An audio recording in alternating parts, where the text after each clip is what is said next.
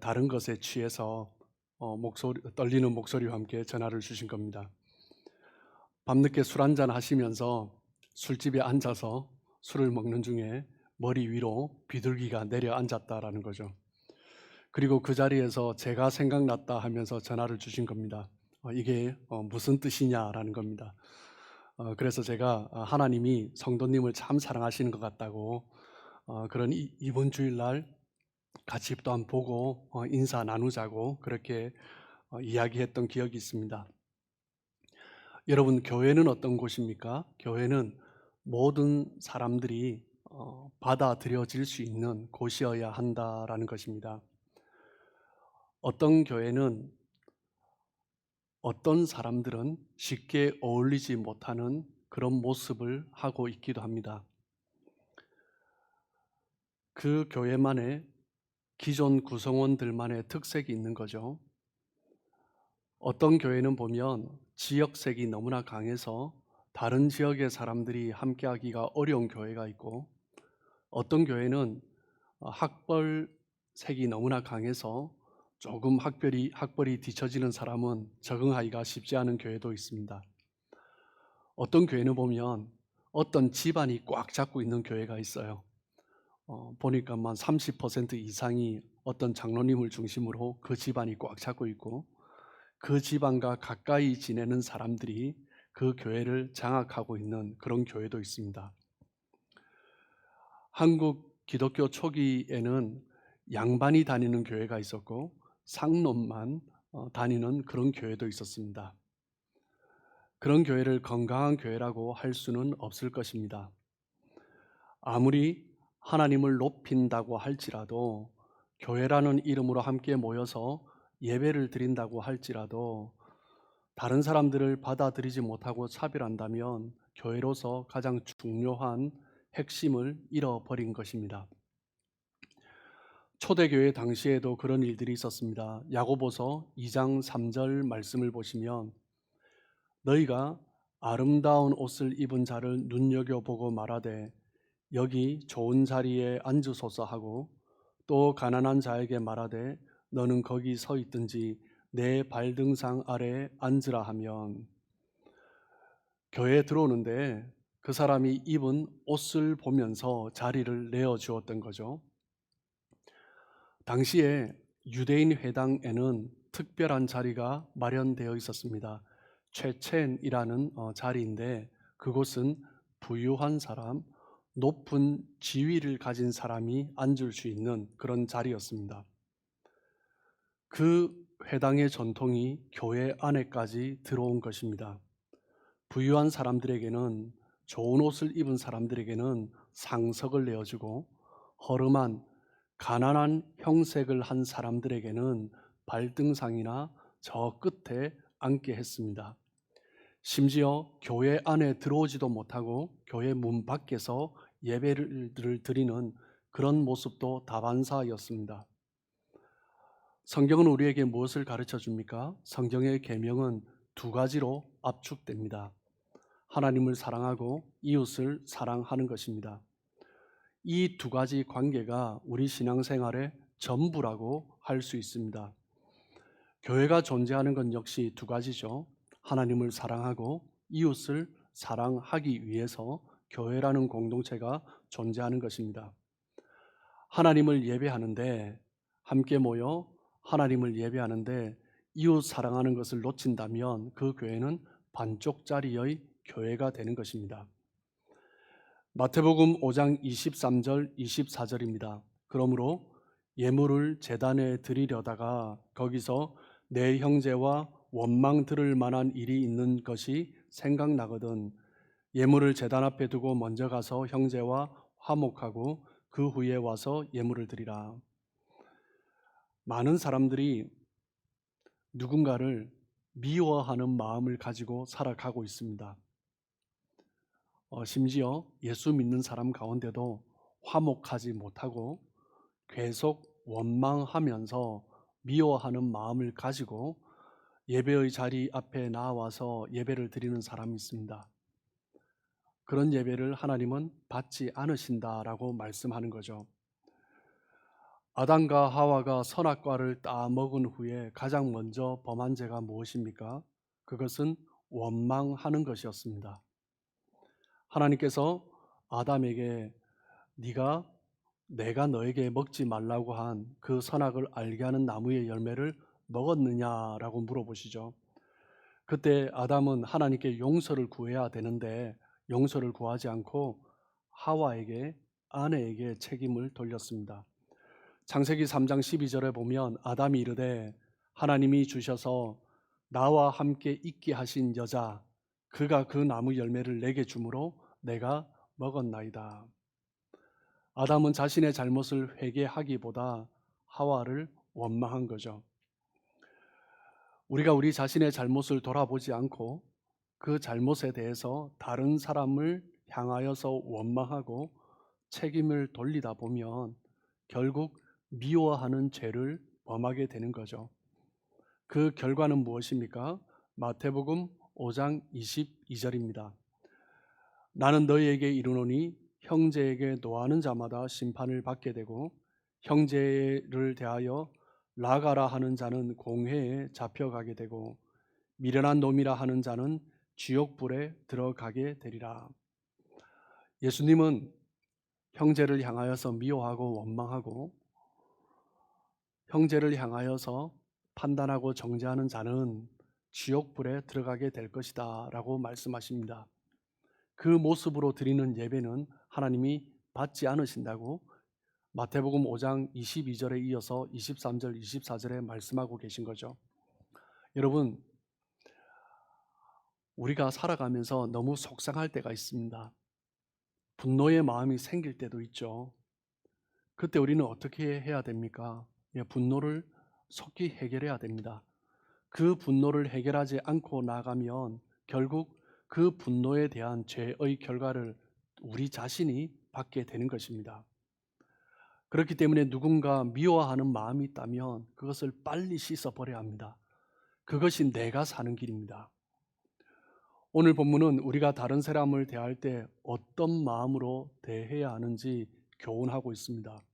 특별히 어울리기 싫은 사람, 내가 대하기 불편한 사람, 그들을 어떻게 대해야 하는지 가르쳐 주고 있습니다. 야고보서 2장 1절입니다. 내 형제들아 영광의 주 곧 우리 주 예수 그리스도에 대한 믿음을 너희가 가졌으니 사람을 차별하여 대하지 말라. 첫 번째, 자신이 예수 그리스도를 믿는 자라는 것을 우리는 인식해야 합니다. 자신이 예수 그리스도를 믿는 자라는 인식 위에서 다른 사람을 대해야 한다라는 거죠. 예수 믿는 사람은 이전과 다른 삶을 살아가는 사람입니다. 우리가 잘 아시는 말씀 고린도후서 5장 17절입니다. 그런즉 누구든지 그리스도 안에 있으면 새로운 피조물이라 이전 것은 지나갔으니 보라 새 것이 되었도다. 그리스도를 믿는 사람들은 어떤 사람입니까? 새로운 피조물이 된 사람이죠. 즉 이전에 가졌던 마음, 사람을 차별하고 미워하는 마음, 그것은 옛 사람의 모습이다라는 것입니다. 새로운 피조물은 어떤 삶을 살아갑니까? 사도 바울은 고린도후서 5장 17절에 이어서 어떤 것이 새로운 피조물의 삶인지 이야기하고 있습니다. 고린도후서 5장 18절입니다. 모든 것이 하나님께로 났으며 그가 그리스도로 말미암아 우리를 자기와 화목하게 하시고 또 우리에게 화목하게 하는 직분을 주셨으니 예수 그리스도를 믿음으로 말미암아 새로운 피조물이 된 사람은 첫 번째 하나님과 화목하게 되었다라는 거죠. 하나님과 화목하게 된 자에게 하나님이 주신 직분이 뭐라고 말씀하십니까? 화목하게 하는 직분을 주셨다라고 말씀합니다. 그렇기 때문에 그리스도를 믿는 자는 하나님과 화목하게 된 자는 이 땅을 살아가면서 화목하게 하는 삶을 살아야 한다라는 것입니다. 고린도후서 5장 19절입니다. 곧 하나님께서 그리스도 안에 계시사 세상을 자기와 화목하게 하시며 그들의 죄를 그들에게 돌리지 아니하시고 화목하게 하는 말씀을 우리에게 부탁하셨느니라. 하나님께서 그리스도를 믿는 자들에게 죄를 돌리시지 않으시는 이유는 화목하게 하는 사명을 주셨기 때문이다라고 말씀합니다. 하나님께서 예수 그리스도로 말미암아 우리와 함께 화목하게 하신 것처럼 우리는 다른 사람을 함께 화목하면서 하나님과 화목할 수 있도록 이끄는 그런 사명을 받았다라고 말씀합니다. 목사님, 정말 나쁜 사람이 있지 않습니까? 교회 다닌다고 다 좋은 사람은 아닌 것 같습니다. 이런 사람이 있습니다. 예, 들어보면 정말 나쁜 사람입니다. 교회 다니면서 어떻게 그렇게 악한 행위를 하는지 정말 그런 사람들이 있습니다. 그런 사람들을 보면서 가슴 아파하는 사람을 향하여서 사도 바울은 말을 합니다. 로마서 12장 18절입니다. 할 수 있거든 너희로서는 모든 사람과 더불어 화목하라. 그리스도인은 좋은 사람뿐만 아니라 나쁜 사람까지도 화목할 수 있어야 한다라는 거죠. 여기에서 말을 하는 화목은 타협하라라는 의미가 아닙니다. 나쁜 사람, 나쁜 행위를 하는 사람, 죄 짓는 사람과 타협하라라는 의미가 아니죠. 그런 사람들을 향하여서 선으로 악을 이기라라는 말씀입니다. 악을 악으로 갚는 것은 나도 악을 쫓아가는 것이기 때문에 결국 악에게 지는 것입니다. 그렇기 때문에 악한 행위를 한 자에게는 선함으로 그 악함을 이겨야 한다라는 거죠. 예수 믿는 사람은 용서할 뿐만 아니라 나아가 화목해야 하는 것입니다. 내가 분노를 품고 있었던 그 사람, 내가 피해왔던 그 사람과 화목할 수 있는 사람이 예수 믿는 사람인 것입니다. 그것이 바로 새로운 피조물 된 그리스도인의 모습이죠. 두 번째, 야고보는 그리스도인들이 사람들을 대할 때 하나님이 우리에게 주신 최고의 법을 따라 사랑해야 한다라고 말씀하고 있습니다. 야고보서 2장 8절 9절입니다. 너희가 만일 성경에 기록된 대로 내 이웃 사랑하기를 내 몸과 같이 하라 하신 최고의 법을 지키면 잘하는 것이거니와 만일 너희가 사람을 차별하여 대하면 죄를 짓는 것이니 율법이 너를 범법자로 정죄하리라. 이웃을 사랑하지 않고 차별하고 미워하면 우리 자신도 범법자로 정죄할 것이다 라고 말씀하십니다. 예수 믿는다고 하면서 내가 좋아하는 사람은 좋아하고 내가 싫어하는 사람은 싫어하면서 차별하면 나 자신도 여전히 용서받지 못한 죄인이다 라고 말씀하시는 거죠. 그 이유는 무엇입니까? 내 이웃을 내 몸과 같이 사랑하라 하시는 그 계명이 최고의 법이기 때문입니다. 하나님께서 우리에게 주신 최고의 법, 그 법은요, 다른 것을 다 지켜도 그것을 지키지 않으면 살인한 것, 간음한 것, 그것을 범한 것 같이 범한 것이다 라고 말씀하고 계신 거죠. 여러분, 우리 자신의 삶의 모습을 한번 돌아보았으면 좋겠습니다. 여러분은 이웃들과 어떻게 지내고 계십니까? 여러분은 주변의 이웃들, 그리고 우리 옆에 있는 성도들과 어떤 관계로 지내고 계십니까? 한번 잘 생각해 보십시오. 그런데 여기에서 중요하게 생각해야 될 부분은 이웃에 대한 정의입니다. 이웃이 누구냐라는 거죠. 대부분의 사람들이 이야기하기를 나의 이웃이다라고 말을 할 때 내가 쉽게 어울릴 수 있는 사람, 나와 어울릴 만한 사람, 교회를 다니면서도 나의 이웃이라고 생각하는 사람은 나와 생각이 맞고 나와 수준이 맞는 사람, 그 사람을 많은 사람들은 내 이웃이다라고 생각합니다. 그런 사람을 내 곁에 두고 교제하고 있는 거죠. 어느 날 한 율법 교사가 예수님을 찾아왔습니다. 그러면서 질문합니다. 누가복음 10장 25절입니다.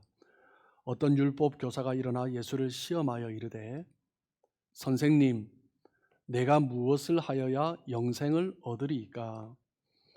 예수님은 그 율법 교사에게, 율법 교사죠. 그러면 너는 율법을 어떻게 읽었는지 예수님이 다시 질문하십니다. 10장 26절입니다. 예수께서 이르시되 율법에 무엇이라 기록되었으며 네가 어떻게 읽었느냐? 율법 교사는 대답하죠. 정말 이 율법 교사는 성경을 제대로 정확하게 통찰하고 있었던 것 같습니다. 대답하여 이르되 내 마음을 다하며 목숨을 다하며 힘을 다하며 뜻을 다하여 주 너의 하나님을 사랑하고 또한 내 이웃을 내 자신같이 사랑하라 하였나이다. 이 율법 교사가 읽은 이 율법의 책은 신약이 아니죠. 구약, 즉 모세 오경을 이야기하고 있습니다. 모세 오경의 핵심이, 율법의 핵심이 이 두 가지다라는 것을 이 율법 교사는 정확하게 파악하고 있었습니다. 마음과 목숨과 뜻과 힘을 다해서 하나님을 사랑하고 이웃을 나 자신과 같이 사랑하는 것입니다. 그때 예수님은 그 율법 교사를 칭찬하시면서 너의 대답이 옳도다. 가서 그렇게 행하라 라고 말씀하십니다. 이 율법 교사는 자기가 또한 더 옳게 보이고 싶었어요. 또 질문하죠. 누가복음 10장 29절입니다. 그 사람이 자기를 옳게 보이려고 예수께 여짜오되 그러면 내 이웃이 누구니까? 예수님께 질문합니다. 그렇다면 내 이웃이 누굽니까?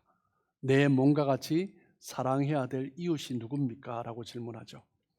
그때 예수님은 우리가 잘 알고 있는 선한 사마리아 비유를 이 율법 교사에게 말씀해 주십니다. 이 선한 사마리아 비유를 말씀하고 난 이후에 예수님이 질문하시죠. 그렇다면 내 이웃이 누구냐? 누가 이웃이냐? 율법 교사는 대답합니다. 자비를 베푼 사람입니다. 그 자비를 베푼 사람은 누굽니까? 이방인이었죠. 사마리아인이었습니다. 제사장도 레위인도 아니고. 누가복음 10장 37절입니다. 자비를 베푼 자니이다. 예수께서 이르시되 가서 너도 이와 같이 하라 하시니라. 너도 가서 이처럼 행해라. 그 사람이 바로 이웃이다라는 거죠. 그리스도인은 이웃을 사랑하는 것이 선택이 아니라 의무입니다. 그런데 그 이웃은 내가 편한 사람, 나와 가까이 지낼 만한 사람, 나와 마음이 맞는 사람, 그 사람이 이웃이 아닙니다. 요한일서 3장 10절입니다. 이러므로 하나님의 자녀들과 마귀의 자녀들이 드러나나니 무릇 의를 행하지 아니하는 자나 또는 그 형제를 사랑하지 아니하는 자는 하나님께 속하지 아니하니라. 사랑의 사도 요한이 말을 하고 있습니다. 하나님의 자녀와 마귀의 자녀를 구분하고 있습니다. 그 구분이 무엇입니까? 의를 행하지 않는 자, 형제를 사랑하지 않는 자, 그 사람은 하나님께 속한 자가 아니다. 즉 하나님의 자녀가 아니다. 마귀의 자녀다라고 이야기합니다. 요한일서 3장 15절입니다. 그 형제를 미워하는 자마다 살인하는 자니 살인하는 자마다 영생이 그 속에 거하지 아니하는 것을 너희가 아는 바라. 형제를 미워하는 자는 살인하는 자다라고 극단적으로 말을 하고 있습니다. 우리가 교회를 다니면서 신앙생활하면서 얼마나 많은 사람들을 미워하는 마음을 갖고 살아갑니까? 예, 그럴 때가 있죠. 그 모습을 향하여서 사도 요한은 살인하는 것과 같다라고 말을 하고, 그리고 더 나아가서 뭐라고 말을 합니까? 영생이 그 속에 있지 않다. 즉 하나님을 사랑한다고 하면서 형제를 사랑하지 않는 자는 구원이 없는 것이다 라고 이야기하는 것입니다. 예수 믿는 사람은 하나님을 믿음으로 예수 그리스도의 십자가 보혈로 예수를 믿게 된 사람은 다른 사람을 미워할 자유가 없는 것입니다. 다른 사람을 미워하는 사람은 예수 믿는 사람이 아니다라는 거죠. 영생이 없다라고 사도 요한도 말을 하는 것입니다. 그리고 야고보는 그리스도인들이 다른 사람을 대할 때 어떻게 해야 되는가? 세 번째, 자신이 긍휼이 필요한 자인 것을 기억하라라고 말을 하고 있습니다.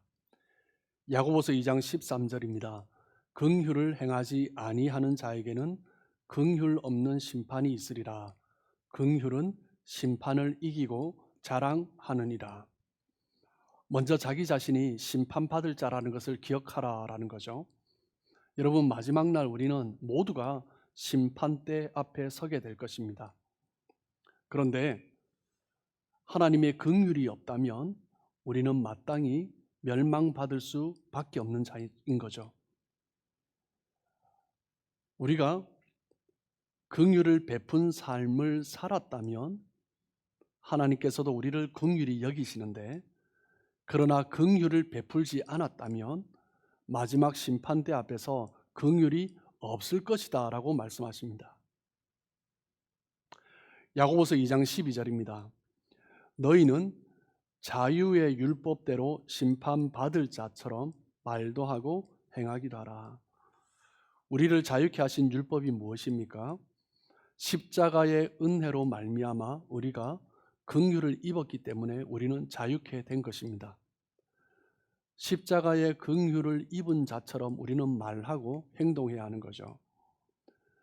우리가 심판대 앞에 설 날이 올 것인데, 우리가 유대에게 말한 모든 말과 행동, 그것이 우리가 마지막 날 하나님 앞에 섰을 때 심판받을 내용이다라는 거죠.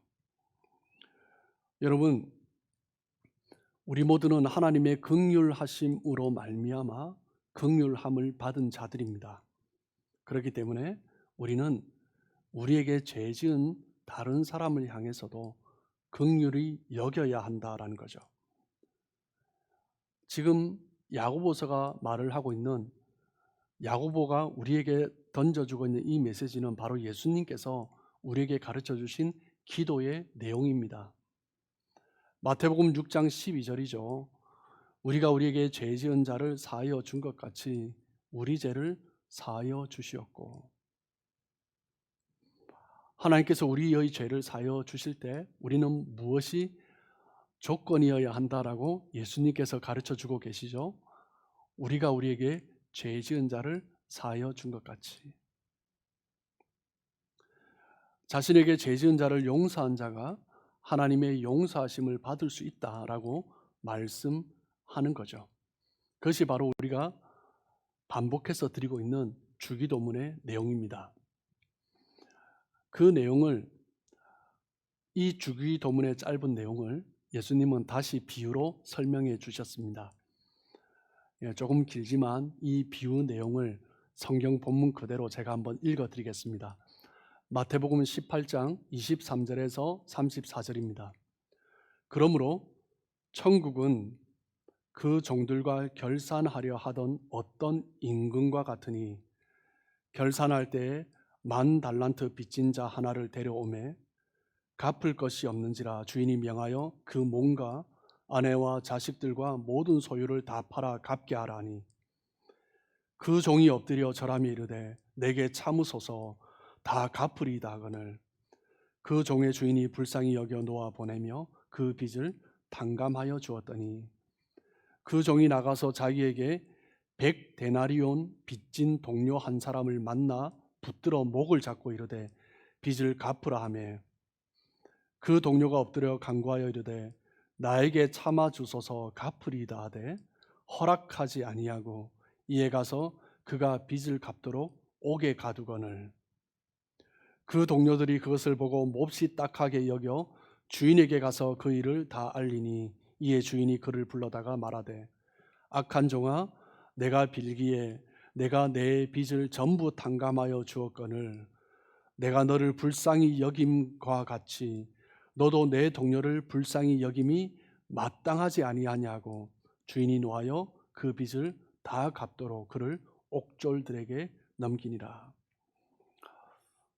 여러분, 1만 달란트 빚진 이 사람에게 100데나리온 빚진 동료가 있습니다. 예, 당시 1데나리온은 노동자의 하루 품삯이죠. 그런데 1달란트는 6,000데나리온이 1달란트입니다. 그런데 1만 달란트 빚진 거죠.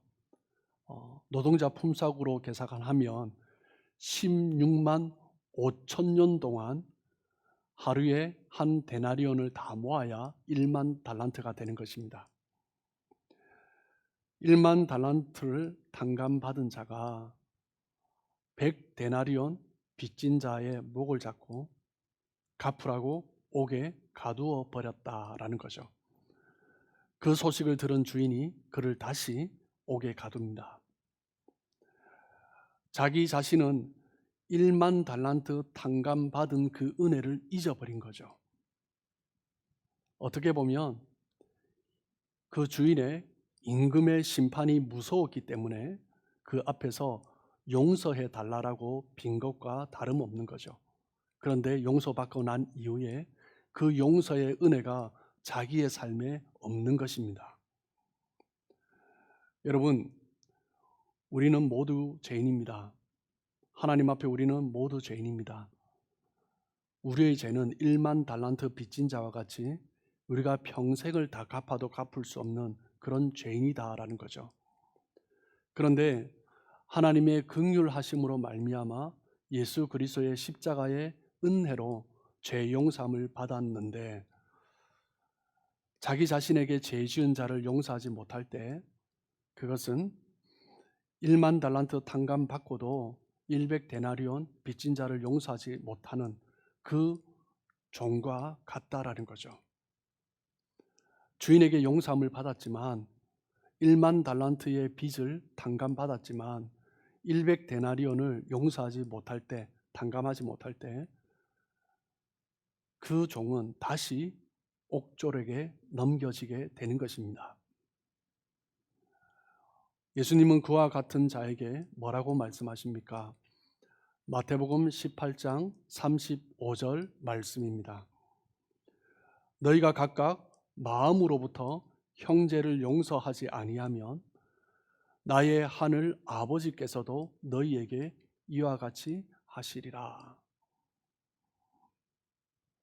우리가 하나님 앞에 용서함을 받았는데 우리가 누군가에게 용서하지 못한 마음을 여전히 가지고 있다면 하나님께서도 이와 같이 하실 것이다 라는 것입니다. 하나님이 우리를 사랑하셨기 때문에 우리도 다른 사람을 사랑하면서 살아야 되지 않겠습니까? 라는 권면의 말씀이 아닙니다. 하나님의 용서함을 받은 사람은 다른 사람을 용서하는 것이 의무고 책임이다 라는 거죠. 그리스도인은 스스로 결코 갚을 수 없는 죄를 지은 자라는 것을 인정하는 사람입니다. 하나님의 긍휼하심으로 말미암아 그 용서하심을 마땅히 죽어야 할 죄에서 용서하심을 받은 자가 나 자신이다라는 것을 인정한 사람이 그리스도인인 거죠. 예수 믿는 것은 마땅히 죽임 당해야 할 죄인이었다라는 것을 깨달았다라는 것입니다. 그런데 그런 사람이 이 사람은 이런 죄를 짓고 저 사람은 저런 죄를 지었다 해서 용서하지 못하는 마음을 가지고 미워하고 원망하고 책망하고 비난하는 마음을 가지고 살아간다면 그 사람은 그리스도의 십자가로 말미암아 주어지는 긍휼을 받을 수 없다라고 말씀하시는 것입니다. 오늘 야고보는 우리에게 이웃과의 관계를 설명하고 있습니다. 특별히 교회 공동체 안에서 우리는 이웃들에게 어떤 모습으로 대해야 하는가, 그것에 대해서 교훈하고 있습니다. 성경은 두 가지 계명으로 압축됩니다. 무엇입니까? 하나님을 사랑하는 것, 내 마음과 목숨과 뜻과 힘을 다해 하나님을 사랑하는 것, 그리고 그 하나님을 사랑한다면 내 이웃을 내 자신같이, 이웃을 내가 하나님의 용서함을 받은 사람인 것처럼 이웃을 그렇게 용서하고 사랑해야 한다라고 말씀하시는 것입니다. 우리가 가지고 있는 신앙의 내용은 이 두 가지가 전부입니다. 예수 그리스도를 믿는 자들은 더 이상 옛 사람의 모습, 그 모습 그대로 갇혀 살면서 다른 사람을 판단해서는 안 된다, 평가하고 차별해서는 안 된다라고 말씀하시는 거죠. 여러분, 우리는 하나님의 그 사랑으로, 십자가의 은혜로 말미암아 긍휼하심으로 말미암아 긍휼함을 받은 자들입니다. 동일하게 우리 또한 다른 사람을 향하여서 그 긍휼의 마음을 갖고 용서하고 하나님의 사랑을 입은 자로서 너희가 이 땅에서 참 잘 살았다, 마지막 날 하나님 앞에 섰을 때 칭찬받는 저와 여러분의 삶 되시길 주님의 이름으로 축복합니다.